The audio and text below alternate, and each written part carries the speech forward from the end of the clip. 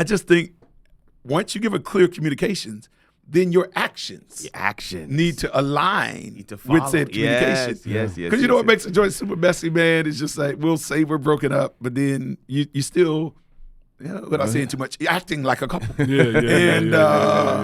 just think it creates confusion. Yeah. I think it compounds the amount of hurt feelings that are going to flow out of that. And you're going to start out saying, I hope we can be friends, but the more and more you kind of go back and forth with that, you're nuking that every time you kind of go back and forth. And so I just think, clarity, ripe into a place of resolve, clear communications, then I think your actions have to align.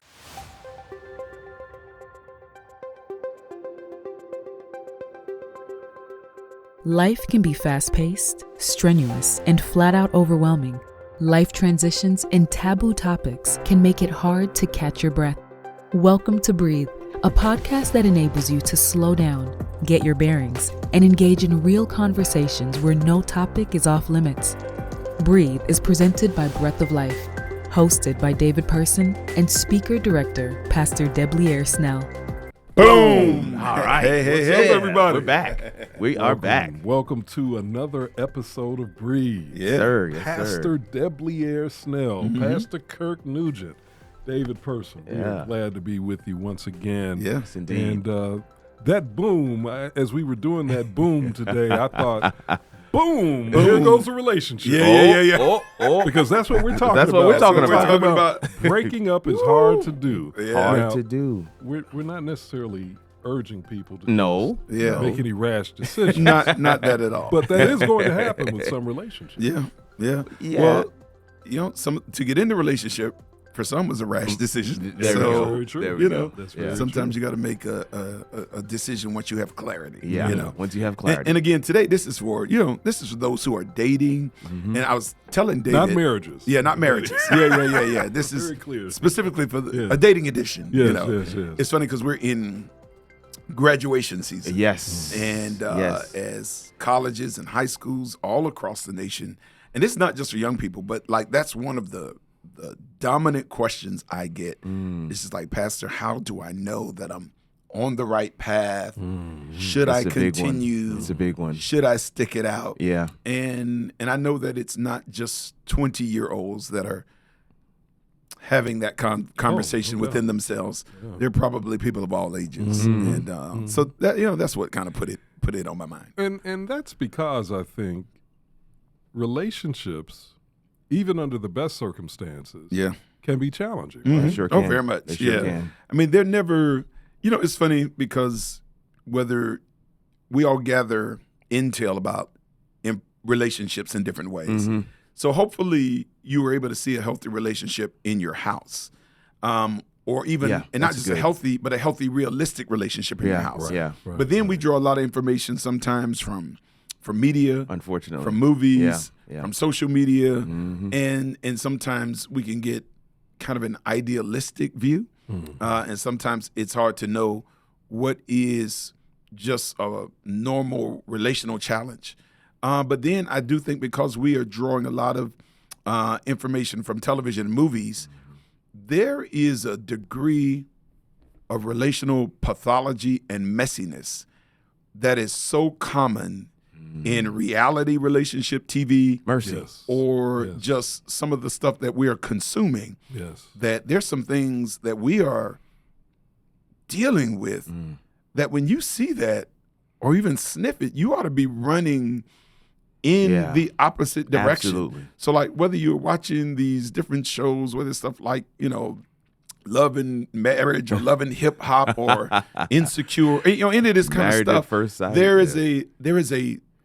is a pathology. Mercy. And that people embrace as if this is like a normal part of romantic engagement, when I'm just like, no, like that's toxic. That's evil. That's wrong. That's wrong. And you shouldn't really even be entertaining it. I think we also should make clear the reality TV is an oxymoron. Yeah. That's not reality. And in fact, they try to say that it's not scripted, but the reality is they may not be reading a script or reciting a script, but they are following an outline of some sort, and Very it's much. edited in a way That's what I that was going to say. prescribed. Right? Yeah, And they do these editorials when they talk to the editor of different reality shows. The last one I watched was something about Survivor, and the guy's like, there's certain pieces that we just could not include. And it really would have shaded certain characters in a totally different light had they decided to do the edit differently. So the whole media thing is definitely, just as you said, is misnomer as well. The thing though, I think about when it comes down to relationships, especially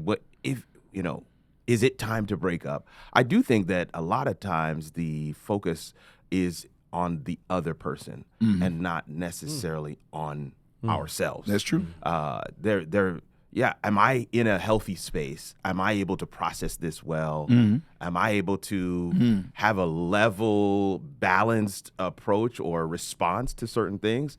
Why or why not? Maybe I need to take a break. And just to preserve and kind of check in with me.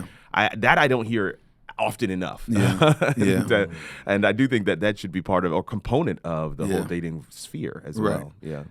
So I think, so a lot of times the emphasis is on kind of what's wrong with them. But then I think the other thing is really looking at how do we abide together? Like sometimes it's not a deficiency in them. It may not be a deficiency in you, but there's just certain things that don't go together. That's good. Like it's interesting. Like I have a child. For whatever reason, she will put ketchup on like mac and cheese or ketchup on eggs. I'm like, baby, those things just. And I know there's somebody that's very offended by what I'm saying right now. Just from my estimation, those things don't go together. Mercy. And so I just think that there are certain situations where, man, and I've done like pre-engagement or premarital counseling, and I see outstanding young men and outstanding young lady individually, but whether it's just their values don't align, their timelines are in different places, it just meant they're not meant to be. So it's not like she's not marriage material or he's not marriage material. They just aren't. They just don't go together. Right. They're ketchup and mac and cheese. Wow. You know? It's not a condemnation of either person. Right. They're just they don't go together like ketchup and But macaroni and cheese. listen. But Somebody's gonna be upset. I am going to say this as a strong marriage advocate for those who are single here today. Like, and again, and you said at the beginning, we're not just saying be irresponsible with your heart or somebody else's heart. But I ain't going to lie. A breakup is God's work. Like it is an earthly, life-saving work, and sometimes it is an eternal life-saving work. Wow. And I think that one of the things I do want to encourage every person to do is to maintain every dating couple is to maintain a certain emotional autonomy and a willingness, not saying that you should, but like you have to always be willing to start over. Yes. Because see, I think that sometimes we can attach ourselves permanently just based upon how well it started or certain qualities or how much time we put into the relationship. I just think that whenever you lose that willingness to start over, you're likely to settle. You're likely to embrace or abide with, what could be considered abusive tendencies.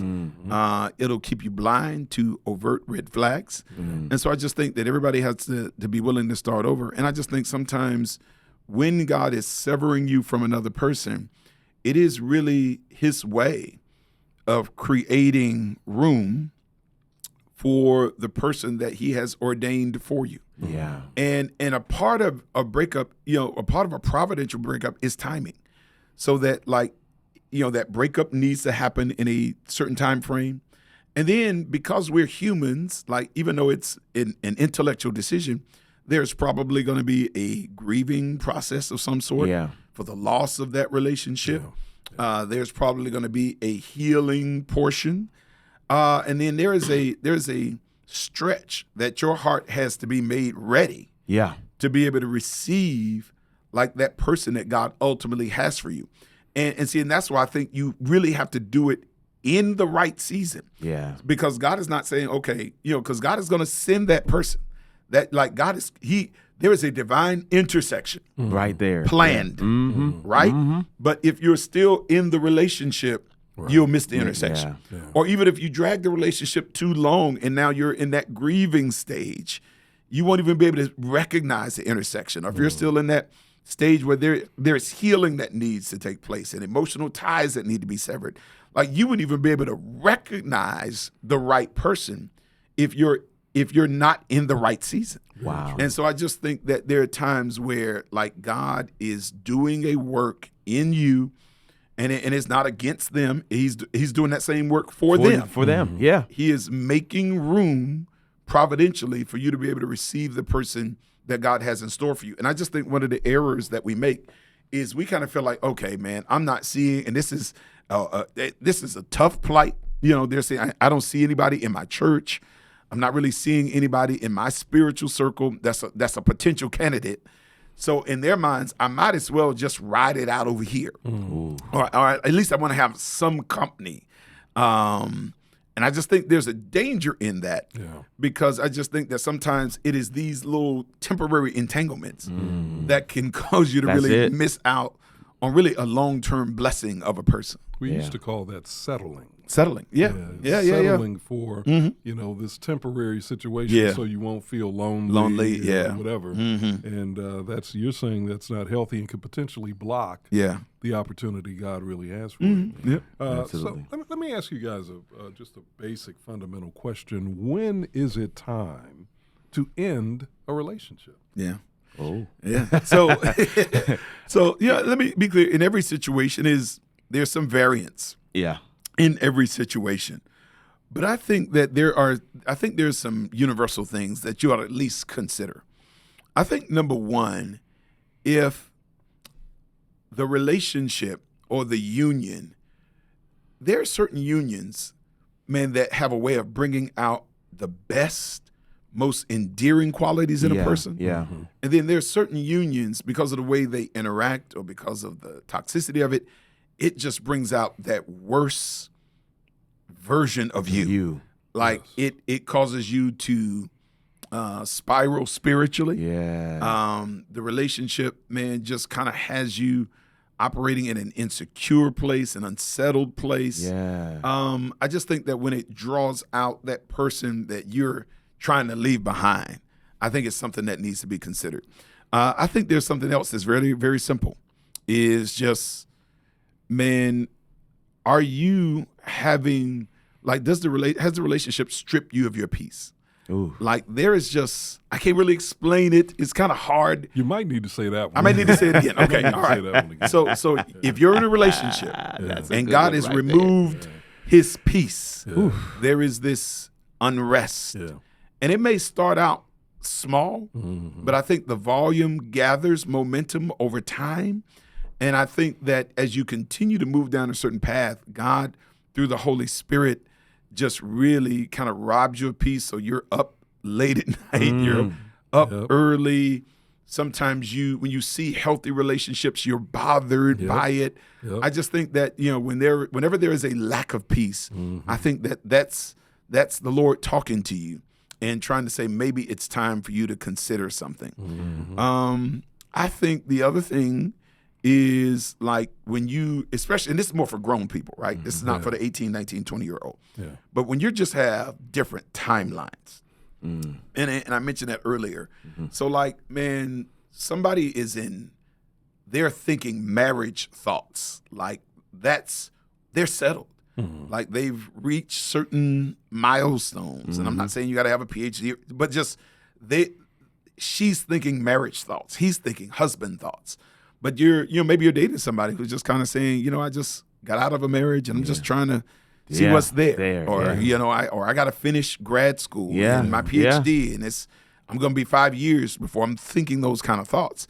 I think what happens is you put an inordinate amount of pressure on a relationship because one party's trying to hurry somebody, and then the other party's trying to delay somebody. Mercy. But I think in a good marriage, both hearts are ripening in the same direction at the same time.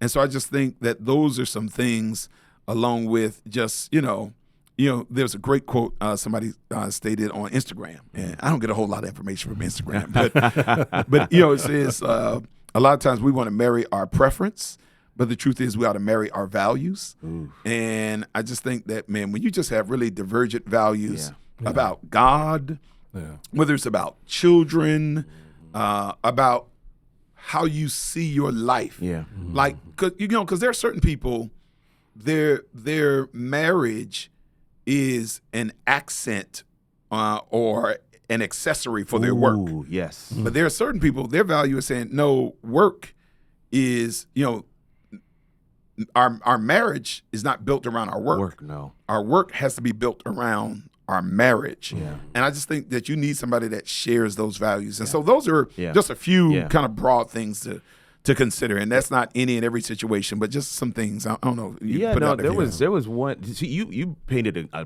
number of broad scenarios. Mm-hmm. One specific one I was going to share that still I think falls under one of the ones you talked about is if you find yourself just extremely jealous. Yeah, I mean extremely jealous. I don't want to say any names or any friends or anything like that, but if you find yourself just jealous. Now, if there's reason for that, there's past behavior that has put you in that place, then I think you already know you need what to do. Mm-hmm. But if nothing has happened, and you still find yourself just why is he talking to her? Yeah, why is she talking to him? Mm-hmm. I think there's something internal that you need to work on. Yeah, it may not necessarily mean you need to break up, but it's a close indicator that you might need to do some alone work and get some things worked out and figured out and settled and comfortable in your own skin. I don't know, man. That's something that I unfortunately see fairly regularly in the dating market right now. And it's like, guys, man, I don't think she's really doing anything. You got to be okay with her saying hello, man. I mean, right. Something wrong there. Something's wrong. Something's off. So I think those are just some examples, but I think these are also indicators that we can see, just like a check engine light almost. Like something's off. I don't know exactly what it is. But it may be time to go and check some things out. I just think the other thing is too, if moving forward, as there's a certain point where just when I looked at, and this is subjective, but when I looked at Gianna, I saw a peaceful future with her. Yeah. And the reason I'm saying this is because there are some of us that are dating, but we're dating while trying to edit at the same time. Ooh. Like we're there's this feeling like I still need to revise this person, edit this person. And they're just and it tends to be maybe a little bit more gender specific. There's some women that like a project. Like they just I'm going to make him into something. And I just think that proves to be a very frustrating path. Like, I tell people all the time, you Christians, we live by faith, but you marry by sight. Come on. Like who that person is, you got to be fine. You got to be okay with that. Like, you know what I'm saying? So like if in your mind, like, okay, man, I've got to help them get spiritual, or I've got to help him get his life together, or I've got to help her, come up, through her through my influence, she's gonna come to know Jesus. Wow, like that's true. But I just think at the end of the day, you both at least need to be leaning in the same direction. Like if they're leaning in that direction, you can't pull them in that direction. If you're leaning in a direction, but you're a little further along in your lean, then that influence can be positive. But you just can't make somebody what they are not. I guess that's like the Bible says, Jeremiah, can the Ethiopian change his skin? Can the leopard change his spots? Neither can you do good if you're accustomed to doing evil. So I just think that like if you gotta transform them, like that's probably another indication, The pop singer Billy Joel, he was big. For those of you who are younger, he was really big back in the 70s. So I'm dating myself.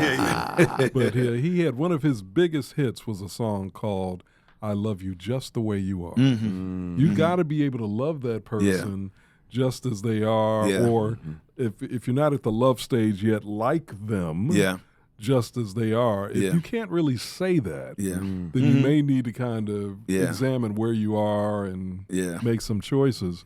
What about the person who has some real concerns, and but they're thinking, man, but I've been in this relationship for 3 years or 4 years, and I just, that if I break up now, then all of that time was wasted. What about that person? Yeah, so I've come to truly believe something. I just think very few experiences in life are actually a waste. I just think that, maybe, and I think you can maybe spend maybe a year too long or 6 months too long. And so maybe you can waste a little time, but the whole experience is not a waste. And so I just think that, and I just think at the end of the day, like I would rather, now this is just me, and especially as a married person and as a person who spends a decent amount of time counseling people in marriages. Honestly, I think if there are just certain red flags, the peace is gone. God is allowing you to see certain things. Marriage it's a long time. It is a long time. It is. And honestly, it would be better to wait until you are, if you're a young person, 30 to meet the right person, or 40 to meet the right person. Because honestly, man, I ain't going to lie. I mean, it's just not worth it, I guess is the best way I can say it. So I just think it would be better to wait longer, be the last bridesmaid in your friend group to get married, be the last guy in your friend group to find the right person, than to settle for the wrong person. Because the one thing about marrying the wrong person, it's it's really, and again, there's no condemnation, but I just think it's one of the decisions that never stops hurting in some ways. Like there is a lasting consequence, whether it's with kids or all that stuff. So that's why I just think it's better to wait and be still and trust. So we there's a text, I believe it's Proverbs 23, where he talks about how the steps of a good man or woman are ordered by the Lord. And it's like, I think we believe it up to a point. We believe it up until we see all of our friends getting married. We believe it up until the point where we get a certain age. But I just think that you can't have ordered steps and copied steps at the same time. So ordered steps simply means that my life's journey may look different than other people. Right. So I was like one of the, and it's funny, it feels so crazy to even say this now. So I got married when I was almost 27. But in preacher years, it's like dog years. Like, you know what I'm saying? So the expectation, especially, 25, 30 years ago when I started. You graduating from Oakwood. Right. You know what I'm saying? Locked down. Correct. And so a lot of my friends, they were married while we were in grad school. Wow. So I was, almost 3 years single as a pastor. And I wasn't like the last one, but, it felt odd. But honestly, I just, I'm so glad I waited, took my time, and like I said, I wasn't an old man by any stretch of the imagination, but I just think that, my steps were ordered. I was supposed to be married at a certain time to a certain person, and we were supposed to share a life together. But, and were there nice people and nice young ladies that I interacted with and engaged with and went on to do great things. They just weren't the person for me. Right. And so I just think it's just, it's just better to wait and be still. Yeah, no, I totally agree with that. Yeah. And be willing to start over, as we stated. I think there's a component of what you shared there that is deeper than the relationship, and it is understanding your purpose. Yeah. Understanding why God has put you here. And that there is somebody that he is going to pair you with that's going to help you with that purpose. Yeah. Or maybe I don't know. Maybe he's calling you to be single. I don't know. I'm not trying to. I'm just saying. I think there's a deeper piece there. Understanding what your purpose is. It's not a matter of wasted time. It is definitely ordered steps. These experiences will shape who you are and what you bring into the next relationship. Yep. Whether maturity or bad habits, it does help to shape, or you get a chance to see yourself in a particular light. So, it's not wasted if you dated for 3 years and it's it feels like, you haven't really hit the benchmarks. But because the truth is, even our own self-awareness, how do I want to say this? There's a certain level of self-awareness that we gather by just individual thought, meditation, and introspection. Right. But a lot of our self-awareness comes through relationships, friendships, romantic endeavors. Absolutely. And so I think sometimes kind of the things that go wrong and we walk away from it, it actually will provide clarity as you engage going forward. Because I think there's certain things where when you experience certain things, like while you're still in the DMs talking, or you just hear certain things on that first date or two, you're like, nah, I'm good. I'm good. And the reason you have that clarity where somebody else kind of runs with that is because you that experience was not wasted. Exactly. You kind of know learned from your last experience, oh, okay, if he or she is not in the Lord, okay, I ain't even got to waste my time. Right. You've learned that lesson already.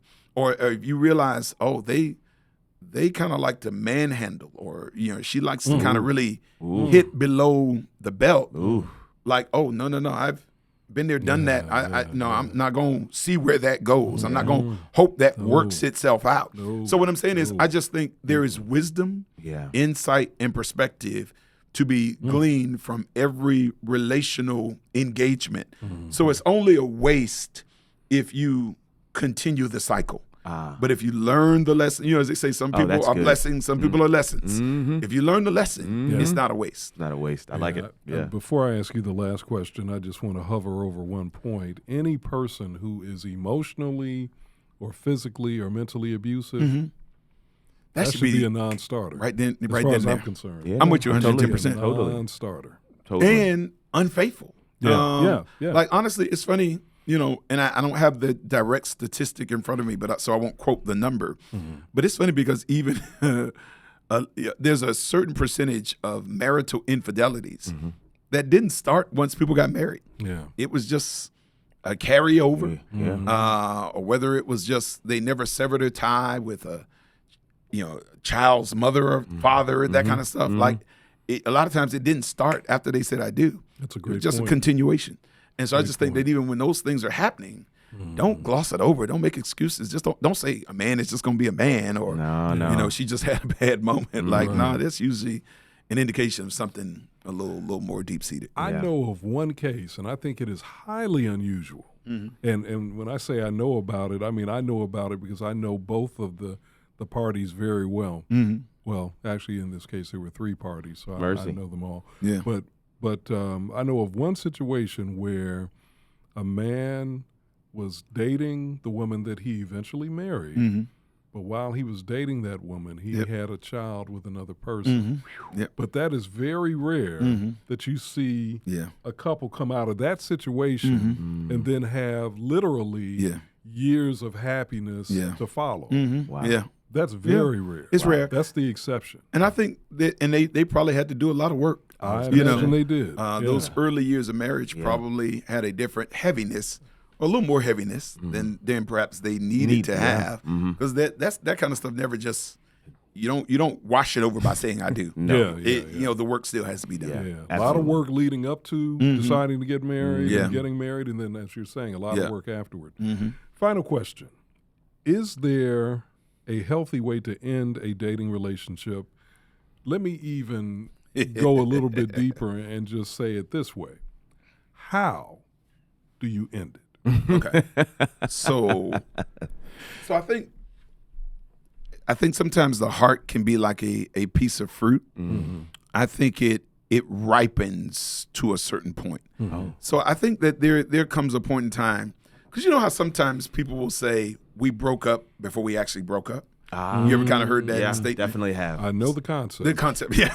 You've been there, done that, Familiar with the concept. Yeah. Yes, so I just think that there is, sometimes, you may need to kind of begin withdrawing a little bit. Yeah. Even if it's just to kind of create enough space to pray, to be still, and to accurately process what you're feeling and what you're seeing. Because I do think that because you're dealing with another person, I just think a breakup should be preceded by clarity. So I just think when your heart ripens to a place of clarity, but then the heart also ripens to a place of resolve and strength. So there are certain people that have the clarity they need to end the relationship. They just don't have the resolve, the strength to disappoint that person, to disappoint family or friends or so on and so forth. And so I just think that clarity and the resolve, like, okay, I have the strength, the will to execute it. So I think that's one. And then I think number two, I just think you got to be clear and unambiguous in your communication to the other person. Like, you need to stop. You can't be talking in maybes and possibilities. And I Dangling think hope. you gotta say, this is where I am. This is where I am going, and we're not going in that direction together. You don't have to be insulting. Right. You don't have to be demeaning. You You don't have to belittle that person, but you just got to be clear on where you are. But then this is the other thing.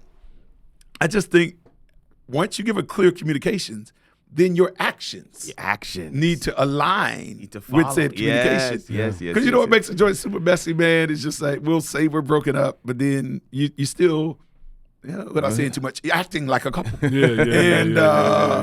just think it creates confusion. I think it compounds the amount of hurt feelings that are going to flow out of that. And you're going to start out saying, I hope we can be friends, but the more and more you kind of go back and forth with that, you're nuking that every time you kind of go back and forth. And so I just think, clarity, ripen to a place of resolve, clear communications, then I think your actions have to align. Because, like, honestly, if you've been in a heavy emotion relationship, y'all not gonna be friends. No. I mean, y'all not gonna kick it. Like, I mean, it's just that.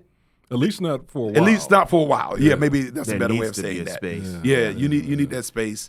And honestly, I just think, I think you can't keep that clarity if you're still on the phone every night. Yeah, that's it. Still Netflix and chilling. Messages. Right. Yeah. I just think you got to move on. Yeah. And there's a temptation too to want to soften the blow. Yeah. You don't want to be cruel. You don't want to be mean, but you also don't want to. You can be clear without being cruel. Right. And I think you hit the nail on the head.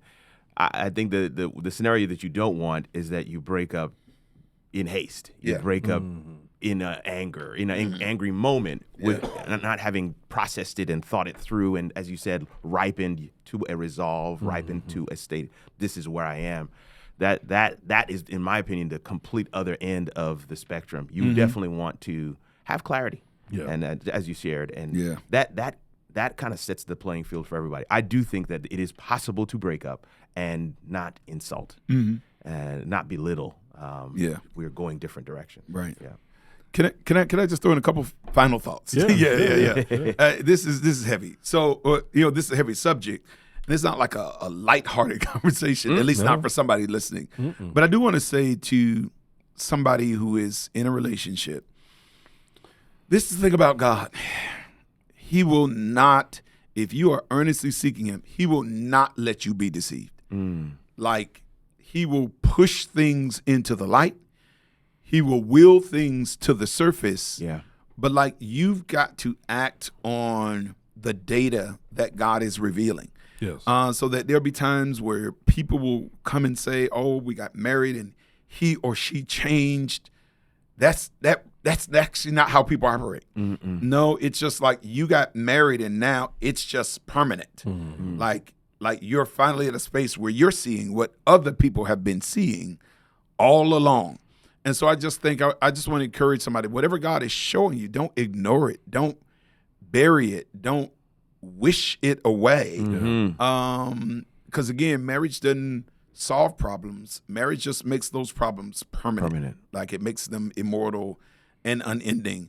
And so I just want to admonish somebody to know that, and to be clear, that if you have the courage to follow God and start over, it simply means that you are leaving room for the person that God ultimately has assigned to walk with you through this earthly sojourn, and hopefully, to help you get further spiritually than you'll be able to get by yourself. I do always give this admonition to our sisters, because, we go to different churches. And sometimes, let me just say this to a young lady who is 20, 25, 30. Unfortunately, and this is a tough pill, I think women pay a higher price for wasting their youth with the wrong guy. Because by the time you wake up or come out of that, and you're 35 and 40 and 50 and 55, the amount of men that share the kind of values that you're wanting now that you're mature, that are the type of men that you would want to partner with, man, you're gonna be fighting like another 30 women for that one man in church. You know what I'm saying? Just because of the sheer numbers. Just because it's just the numbers. The ratio. Right. Yeah, the ratio. Women to men. Right. Because again, if you're trying to like in church, in Christ, walking in the Lord, about something, family values, it's just you just pay a higher penalty. Wow. Just because the options get just numerically slim. And so I just want to encourage our younger sisters to really be much more thoughtful. And I'm not saying that women need to be more thoughtful than men, because honestly, it's funny. Ellen White talks about like, man, the one thing that can tear down every great man is the wrong woman. But I just think numerically there are a few more options for men, even if they kind of make some errors in their 20s. You still see some quality sisters in their 30s and 40s. And let me be clear, there's still some quality men. I'm sitting across from one right here. Plug. You know what I'm saying? But I'm just saying, numerically, they don't grow on trees. So I do want to just admonish like young sisters, when God is showing you some things, really pay attention. Don't wish it away, just because, numerically it's not in your favor. Your steps are still ordered. It'll still happen, but you just may have to wait a little longer. Absolutely. Yeah. So you're thinking that maybe it might be time to consider a change in your relationship status. Mercy. I'm going to say what we always say. Stop. Pray. This is the formula. And breathe. Breathe is produced by David Person for Breath of Life. Executive producer is Debliere Snell, and sound engineer is Kirk Nugent. Audio episodes of Breathe can be found on Apple, Spotify, or Google Podcast platforms. For video episodes and extra content, check out the Breath of Life YouTube channel.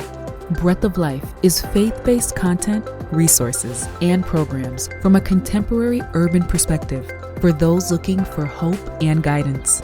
We believe that every breath we take is a testimony that God is consistent, that He loves us, and has a plan for our lives.